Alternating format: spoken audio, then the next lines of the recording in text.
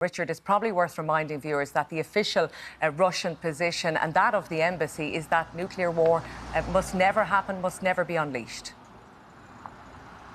That has been the official position, Colette, but it is worth noting that if you listen to the comments of Vladimir Putin and members of his government in recent weeks, they are increasingly leaning on Russia's nuclear arsenal in a message to the West not to overstep the mark, in their view, in terms of supplying weapons to Ukraine and in support for the Ukrainian government. This simulation, which was shown on Russian state television on Sunday night, showed a nuclear attack off the shore of Ireland, which was aimed at unleashing a 500-metre tall tsunami, as described by host Dmitry Koselyev, which would wipe out Ireland and Britain, the British Isles, as he so described it. Now, this has provoked a very strong reaction from people right across Ireland. In terms of politics, you have people calling for the Russian ambassador Yuri Filatov to either be summoned or to be expelled from the country. The Russian embassy says this is purely a matter for the television editors responsible for this, and that Russia says that nuclear attacks should be averted. But speaking earlier on to Cathal Berry,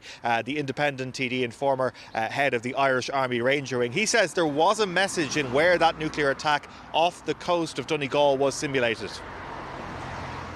That was launched from our EEZ, our exclusive economic zone just off the Donegal coast, because the Russians recognise that Ireland has no sonar. It has a very, very small navy that we're finding very, very difficult to staff due to the poor salaries.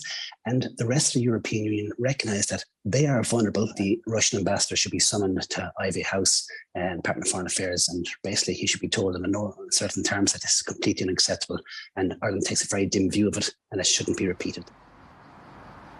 Well, no official response from the Department of Foreign Affairs or the government at this point. Some government sources saying they were shocked but not surprised by this broadcast on Russian state television. We do expect there to be some comment either from the Foreign Affairs Minister or from the Taoiseach later on today about this. But Mr. Koselyev, the presenter responsible for this, has now been photographed on holidays in Dubai. But this is nothing particularly shocking in terms of the content of this. The threat of nuclear attacks by the Russian state against Europe or against the United States very much being ramped up on his programme and others like them in recent days.